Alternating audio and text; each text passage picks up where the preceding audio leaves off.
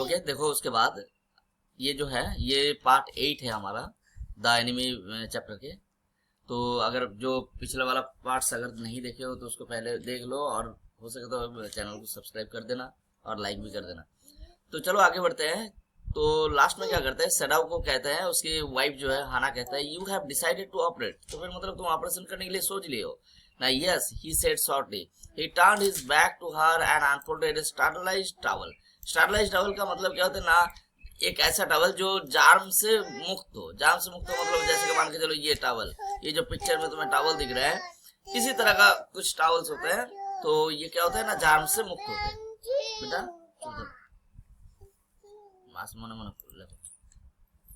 Upon the floor, वो क्या किए, उस टॉवल को फ्लोर के ऊपर रख दिए। और कौन से फ्लोर में, upon the floor of the tokonoma.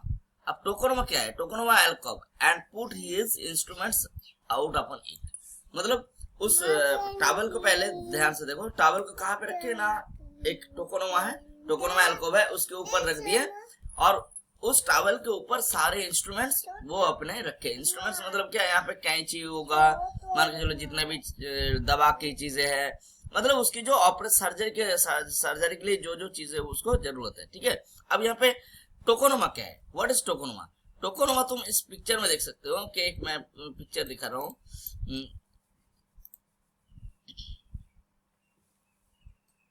इस पिक्चर में ये जो जगह दिख रहा है तुम्हें, यहाँ पे देखो ये फ्लोर है, फ्लोर के बाद जो है ये थोड़ा सा ऊंचा जगह है जहाँ पे दो फ्लावर के टब रखे हुए हैं, दो फ्लावर पॉट रखे हुए हैं। तो इसी तरह से इस फ्लावर पॉट रखे हुए इस जगह को कहते हैं टोकोनोमा इन जापानीज। ठीक है, जापान में कहते हैं इसको टोकोनोमा। ठीक है, क्योंकि ये थोड़ा सा ऊंचा, मतलब जो फ्लोर से थोड़ा ऊंचा बनाया जाता है ताकि वहां पे जो कुछ जरूरत की चीजें, फ्लावर वेस वगैरह रखा जाए। तो ये जो फ्लावर का जो दो वेस दिख रहा है, इसको इस जगह को कहते हैं टोकोनोमा। तो मतलब सडाओ जो है फ्लोर पे बैठे हैं और इस टोकोनोमा के ऊपर उस टॉवल को रख दिए। तो अब देखो सी वेंट, उसके बाद फेच टॉवल्स, उसके बाद कहते हैं ही सेड फेच टॉवल्स, जल्दी से टॉवल्स को लेके आओ। टॉवल्स क्यों ना, और भी ज्यादा टॉवल्स चाहिए। ये तो स्टारलाइज टॉवल अलग है, स्टारलाइज टॉवल रखे, उसके जार्म फ्री टॉवल रखे, किस लिए ना, सारे इंस्ट्रूमेंट को रखने के लिए टोकोनोमा के ऊपर, लेकिन बाकी टॉवल भी तो चाहिए। तो fetch towels he said, Sadao said. She went obediently, वो क्या करते हैं, she went obediently, but how anxious now to the linen shelves and took out the towels. लेकिन इस टाइम जो है हाना क्या करती है, हाना बात को ओबीडियंटली, जो सडाओ कहते हैं वही ओबीडियंटली वो करते हैं। But how anxious now, how anxious now मतलब अभी जो है वो बहुत ज्यादा एंग्जास है, मतलब कितना उसके मन में टेंशन हो रहा है, और कुछ नहीं। To the linen shelves, to the linen shelves और कुछ नहीं है। लाइनन शेल्फ्स क्या होता है ना, जैसे कि जो शेल्फ्स है उसमें ही कुछ लाइन्स है। ठीक है, ये जो शेल्फ्स है ना, देख रहे हो, इसको तुम कह सकते हो लाइनन शेल्फ्स। जैसे कि यहाँ पे इस नीचे, तो इसी तरह का एक शेल्फ्स है जिसमें क्या होगा, जिससे वो खाना shelves and took out the towels, और क्या करते हैं, टॉवल्स को निकालते हैं। There ought also to be old pieces of matting so that the blood would not ruin the fine floor covering. She went out to the back. तो क्या करते हैं, जैसे कि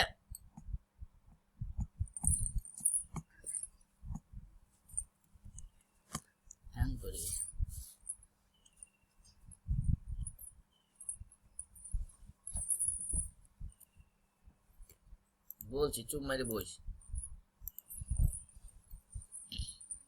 ओके बच्चों देखो, थोड़ा सा हैंग कर गया था सिस्टम। तो she went obediently but how anxious now, वो अभी कितना एंग्जास दिख रहा है। Sells and took out the towels, there ought also to be old pieces of matting so that the blood would not ruin the fine floor covering. तो ताकि क्या होगा ना, ब्लड गिर के उस फाइन कवरिंग को खराब ना कर दे। ठीक है, तो अब आगे देखो,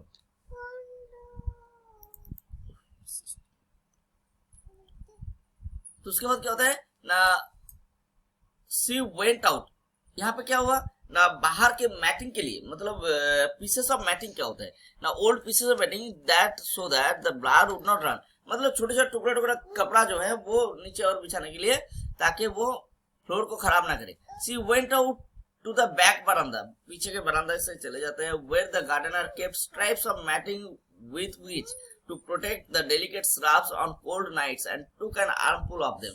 मतलब बैक बरामदा में जाते हैं गार्डन में क्या होता है ना, बहुत सारे कपड़े के टुकड़े होते हैं जो क्या होता है ना, सर्दी के मौसम में श्राब्स को ढक देने के लिए यूज होते हैं, ताकि वो पेड़ पौधा, वो जो छोटे छोटे पौधा है वो खराब ना हो जाए। अब ये श्राब्स किस तरह का है, इसमें तुम पिक्चर में देख सकते हो, ये देखो इसमें जो है श्राब्स को ढके गए, देख रहे हो, कपड़े से ढक दिया गया है।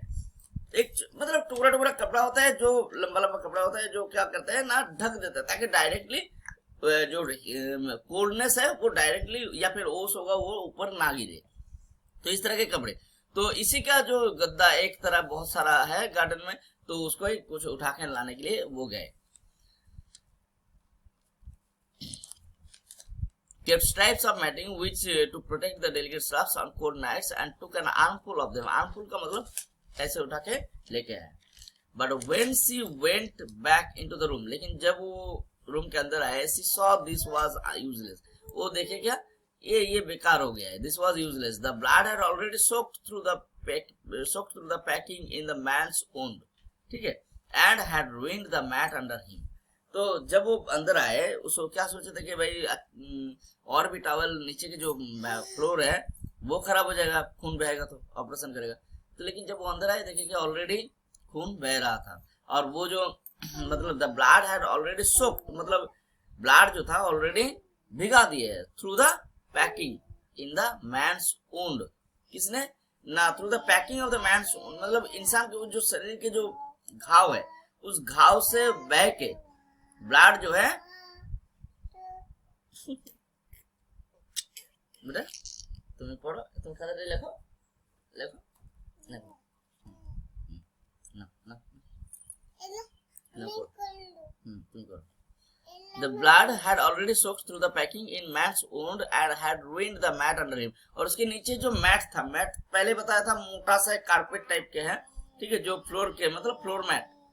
Oh the mat, she cried। वो तो जोर से चिल्ला के बोले, अरे मैट मतलब बहुत कीमती है बेटा, आवाज करते बोले yes it is ruined। Sadao reply, Sadao तुरंत रिप्लाई करता है, हाँ ये तो खराब हो गया है। As though he did not care, जैसे कि उसको कोई केयर नहीं है। अब ये कैसी चीज है, मतलब वो काम कर रहे हैं, ऑपरेशन के काम शुरू कर दिए, तो कह रहे हाँ ये खराब हो गया है, मतलब जैसे कि unconsciously he replied, but his mind is totally, या फिर क्या बताए, मतलब उसके his mind is totally in the operation, but actually he is replying without any thinking, मतलब वो जस्ट सोच नहीं रहा है, मतलब द क्वेश्चंस ही रिप्लाइड, जो क्वेश्चंस की वो रिप्लाई दे रहे हैं उसके बारे में वो सोच नहीं रहे, वो बस रिप्लाई कर रहे हैं। Yes it is ruined, sir replied as though he did not care, जैसे कि उसको कोई केयर नहीं है। Help me to turn him, एक काम करो, आओ इसको टर्न करने में मदद करो, मतलब टर्न करने में ऐसे मुंह के बल लेटे हुए उसको, सॉरी वो सीधा लेटे हुए, तो उसको घुमाना पड़ेगा, क्योंकि उसके पीठ के बल इस साइड में जो है उसको चोट लगा था, ठीक है।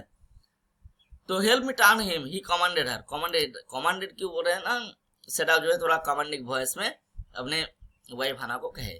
सी obeyed him without a word, अब हाना जो है ओबे किए, मतलब माने उसकी बात को। And he began to wash the man's back carefully, और इंसान के began to wash the man's back carefully, और बहुत केयरफुली वॉश करने लगे। देखो कितने केयरफुली बात को मान रहे हैं। आजकल के जमाने में अगर कोई किसी को ऐसे घर लेके आएगा ना, तो जो झाड़ू से मार के बाहर निकाल देगा, मतलब अपने पति को ही बाहर निकाल देगा झाड़ू से मार के। चलो वो अलग अलग बात है। Yumi would not wash him, Yumi उसको वॉश। अब देखो, अब हाना जो है मान के चले एक बहुत बड़ा काम किया, ये this is the one of the habit of the girls that they can not keep their secret. तो इसी वजह से वो कहता है Yumi would not wash him, Yumi ने उसको वॉश नहीं किया। She said did you wash him then, तब सेडाव कहता है अच्छा तो फिर तुमने वॉश किए। लेकिन हर चीज यहाँ पे एक बात बता दूं, ये ध्यान रखना कि सेडाव बस रिप्लाई दे रहा है, लेकिन कोई कुछ ज्यादा कुछ सोच नहीं रहे। मान के चलो तुम काम कर रहे हो, जैसे हम सब बहुत टाइम क्या करते हैं, हम सब लिखते लिखते 2-4 क्वेश्चन का आंसर दे देते हैं, या फिर तुम कुछ काम कर रहे हो, उसी टाइम तुमसे कोई सवाल कर रहा है तो तुम आंसर दे देते हो, लेकिन तुम सोचते नहीं हो ज्यादा। Did you wash him then, तो फिर क्या तुमने वॉश किया, Sadao asked, not stopping for a moment his swift conscious movements. Swift conscious movement मतलब नॉट स्टॉपिंग, मतलब अपने जो हाथ में वो जो कैंची चला रहा था या फिर चक्कू से जो मतलब ऑपरेशन का काम कर रहा था, फॉर ए मोमेंट उसने 1 मिनट के लिए रोके नहीं। For a moment his swift conscious movement, अपनी स्विफ्ट कॉन्शियस मूवमेंट, स्विफ्ट मतलब तेजी से, कॉन्शियस मतलब बहुत ही ज्यादा केयरफुल मूवमेंट से। यस शी सेड, तब हाना कहता है हाँ मैंने किया। तो मतलब ये सब आंसर सेट दे रहे हैं काम को बंद ना करके। He did not seem to hear her. ऐसा लगा जैसे कि सेडाओ उसकी बात को सुने ही नहीं। सेडाओ मतलब उसकी बात को सुने ही नहीं, मतलब ताकि आगे कुछ कहे नहीं। But she was used to his absorption when he was at work. Absorption का मतलब क्या होता है, मतलब एक ना जैसे कि लगेगा कि जैसे तुमको अनकॉन्शियस माइंड नहीं बोलूंगा, मतलब एब्सेंस ऑफ माइंड, ठीक है, एब्सेंस ऑफ माइंड बोल सकते हो। जैसे कि कोई बात कर रहे हैं लेकिन हम उसके ऊपर ध्यान नहीं दे रहे हैं, ठीक है, लेकिन हम सुन रहे हैं लेकिन उस बात पे अमल नहीं कर रहे ज्यादा। So he did not seem to hear her, जैसे ऐसा लगा जैसे कि वो हाना की बात को सुने ही नहीं। But she was used to his absorption when he was at work. और दूसरी बात है, एब्सॉर्प्शन का मतलब तुम एक्चुअली प्रॉपर्ली क्या बोल सकते हो, एब्सेंट माइंडेड अदर्स बात के लिए, लेकिन जो काम कर रहे हैं उसमें पूरी तरह से डूब जाना, ठीक है।